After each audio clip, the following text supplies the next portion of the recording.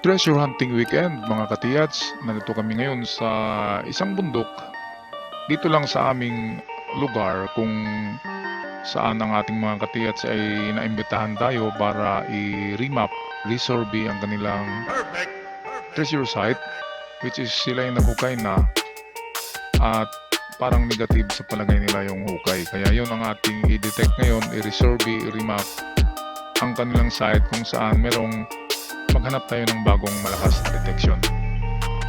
Okay, bago tayo magpatuloy, shout out muna tayo sa lahat ng ating mga katiyats sa buong Luzon, buong Visayas, buong Mindanao, at lalo na dyan sa abroad sa ating mga katiyats all over the world na palaging nagsubaybay sa ating channel. Okay, so narito na kami at inumpisahan na ng kasama ko dito na merong itong customized na locator. Meron daw yan mga decoys, migdat anti-decoys. Kaya siya na lang ang pinalocate ko muna at saka ko yan susundan mamaya. Okay, at meron siyang na-detect na isang lugar na malakas ang ikot ng kanyang locator. Kaya balikan namin yun mamaya. Amin muna tingnan itong mga sinasabi nilang mga marker. Well, ito yung napalaking litrang T nito. At sa unahan nito, meron itong tinuturong mga patong-patong na bato na pwedeng man-made yung pagka-patong-patong pile of rocks na ganyang klase din. Okay, napakaraming guhit noon pero sa mga matang mapanuri ay masimplify yun as a letter T treasure markers. Ito naman ay butas. Ang butas na yan nagtuturo doon sa kanilang hukay, kaya doon sila naghukay dahil meron ding letter B diyan sa unahan yung nakita nyo. Kaya yun, simprong-simpro yung hukay nila. Okay, pero yan ay 3 meters, wala pang nakitang magandang signs or marker underground. Kaya ito, nilibot muna namin ang buong area para maghanap ng iba pang mga markers na pwedeng magturo sa kinaroroonan nitong tinatagong mga ganito. Tawag na Yamashita treasures. At meron kaming kasamang aso na parang sniffing dog ito ng ginto. Kung saan merong madetect tayo na aura ay doon siya. Doon din siya sumisinghot, kaya magandang i-train ito na aso para magiging gold sniffing dog ito, hindi bomb. Okay, kaya si Invisible Man muna ang nag-locate ng mga area na malakas ang detection. At maya-maya ay i-detect ko yung kanilang hukay kung meron bang detection doon.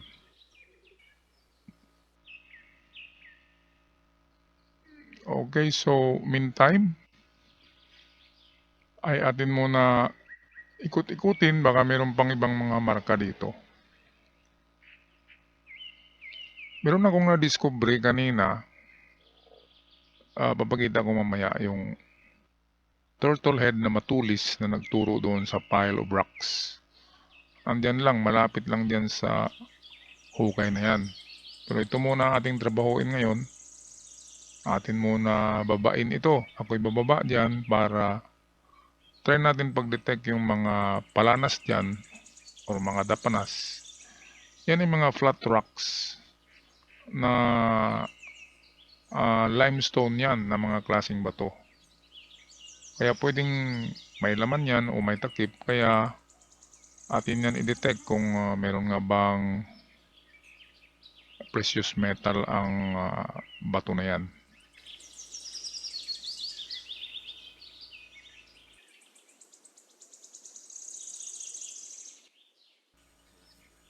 At ngayon ito'y umpisahan ko na pag-detect itong malalapad na bato na narito. Hindi raw nila yan matigas daw. Kaya atin muna i-detect baka meron ng laman ang mga bato na yan. Pero kanina ay amin ginamitan yan ng dowsing at ng itong Jap wand ay walang detection, walang aura ang hukay na ito. Kaya ito ang ating final pag-detect dyan. Kapag merong ma-detect, pwedeng ipagpatuloy nila ito. Pero kapag negative, ay tigil na at yan nga ang gawin natin ngayon. Hanap tayo ng iba pang malalakas ang detection na particular na spot dito sa area na ito.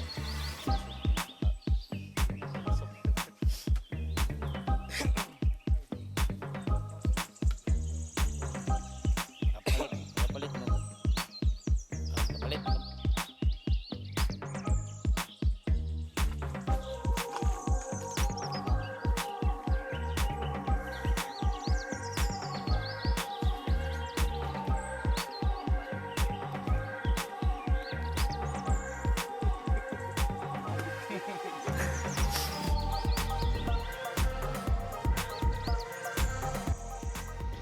At dito ay patuloy tayo naghahanap ng ibang mga signs, ng mga counter signs, mga bato na kung saan maraming tinturo pero ang karamihan ng kanilang direksyon ay dapat doon lang pupunterya sa isang sulok para yun ang ating masabi na yun ang ating eksaktong digging spot. Kaya dito, dahil medyo mahirap, maraming butas ang mga bato dyan, ay gumamit ako ng dowsing rod para makapag-locate.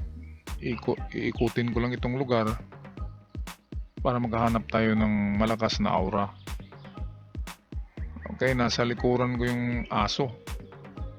Ito'y aso ng ating mga katiats, pero sumusunod talaga siya. Mamaya ay makita nyo yung aso na yan. Doon na yan hihiga sa lugar kung saan malakas ang aura of gold. Kaya sabi nga nila pwedeng i-train ito na gold sniffing dog. Kagaya ng mga bomb sniffing dog ng mga SWAT. Okay, so lakad-lakad lang tayo dito. Sundan lang natin ang turo ng dowsing basta't dito lamang sa area na ito. At hindi tayo lalayo kasi yung capital T na napakalaging letrang T ay dito lamang yun. Malapit lang, nasa likuran ko lang. Kaya yun naman ang mataas o mahaba na parte ng T ay nakaturo din doon sa pile-pile na bato. At mamaya dito makikita nyo meron kaming na-discovering turtle-shaped rock na napakatulis ng ulo at nagtuturo din siya doon sa pile of rocks. Kaya atin ang tabayanan muna.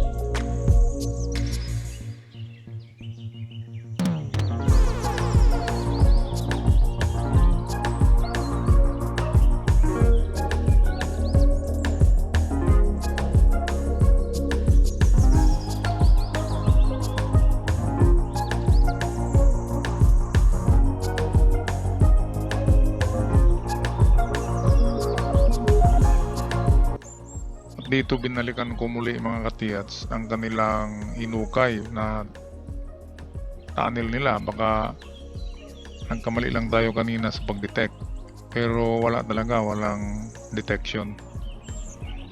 Imbis ay dito nagturo. Sa banda rito nagtuturo ang dowsing rod.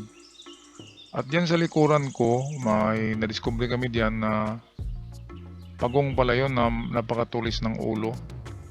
At nagtuturo siya diyan sa mga pile of limestones. Mga nakapile yan na limestones. Kaya pwedeng merong hukay diyan noon at yung pile-pile na bato, yun ay galing sa ilalim ng lupa. At hindi natin matiyak kung ang tinabunan, parang mound kasi yan, parang nakausbong ang lupa diyan. Yan, yung aking tinapakan. Yan yung pile of rocks. Okay, at sa unahan nito ay may litrang T na may dalawang guhit. At nagtuturo din yung kanyang T doon sa pile of rocks. Kaya meron na tayong nadiskubring countersign.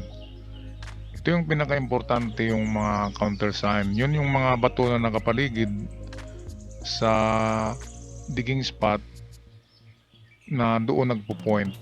Kaya itong mga T, letter Y, or arrow, or letter B, yan ay mga countersign na magpo-point din doon sa parehong lugar na naroon ang item. Kaya dito ay i-detect ito ni Invisible Man using his Jap wand. Meron kasi siyang Jap wand, Japanese wand, at locator, at dowsing din. Kaya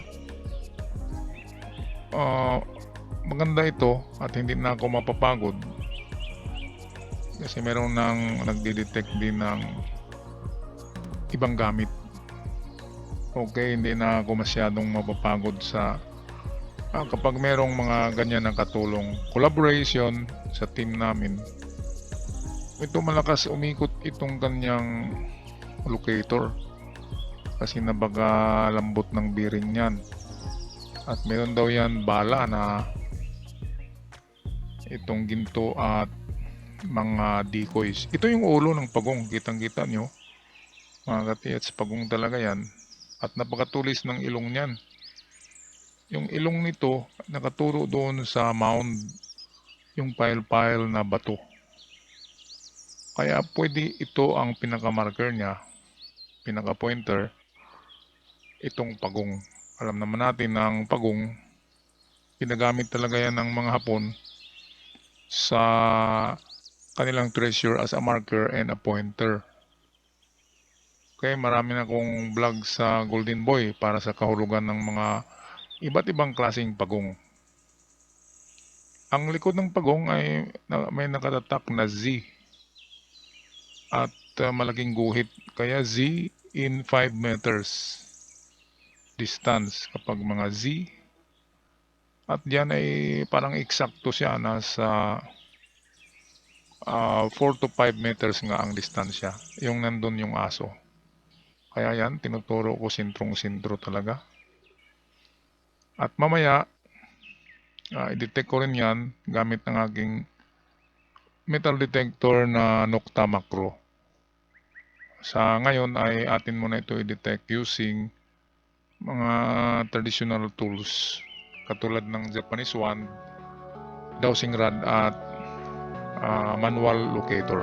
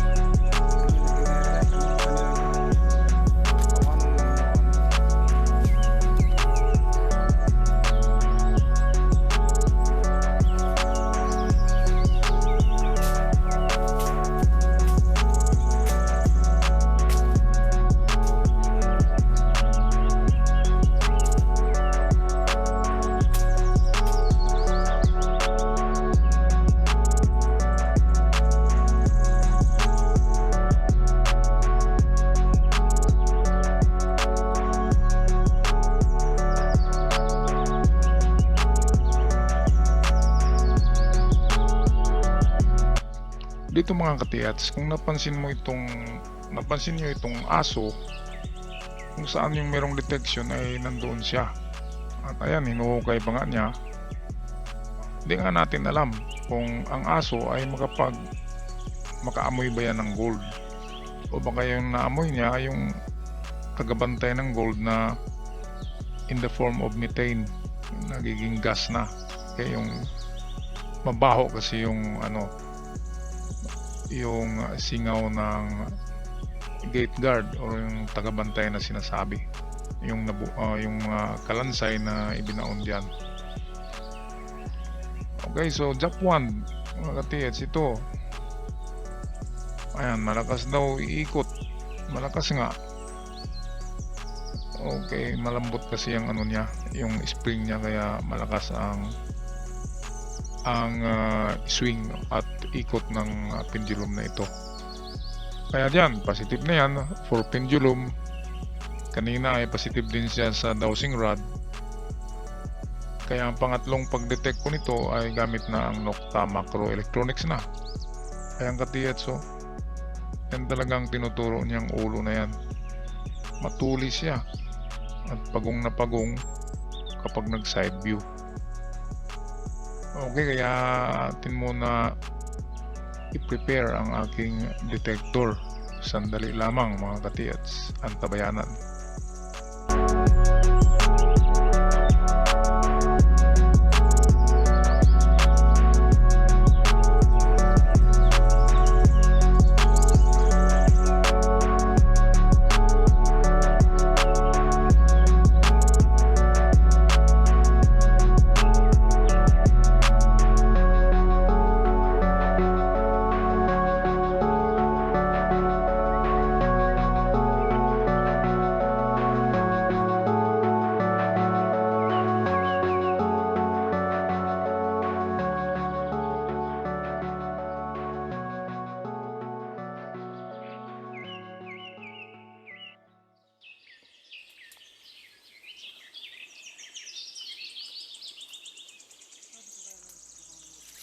At dito, binalikan ko itong napakalaking letrang T. Maguguluhan ka dito kasi marami siyang itong mga slanting lines na kasama. Pero dalawa lang ang mahaba diyan. At nakadikit itong hugis na letrang T. Yan lang yung naka-cross line. At tinuturo niya mismo yung pile of rocks na naroon sa unahan. Kaya itong pinakamagandang pointer marker na nakita natin, at saka yung pagong. At ang maganda, isa lang ang tinuturo nila. Itong mga butas dito na parang mata, countersign din siya, nagtuturo siya doon sa litrang T na bato. Kaya medyo maganda rin ang site na ito mga katiyats. Sa tingin ko, positive ito. Kasi meron ng malalaking marker diyan na legit marker for treasures. At ito na naman ang aso. Yan yung ulo ng pagong, nakaharap yan dito. Ako ngayon ay nakatungtong ako sa pile of rocks, which is narito ang aso, ayaw umalis. Meron siyang naamoy diyan. Kaya maganda ang mga signs na ito mga katiyats.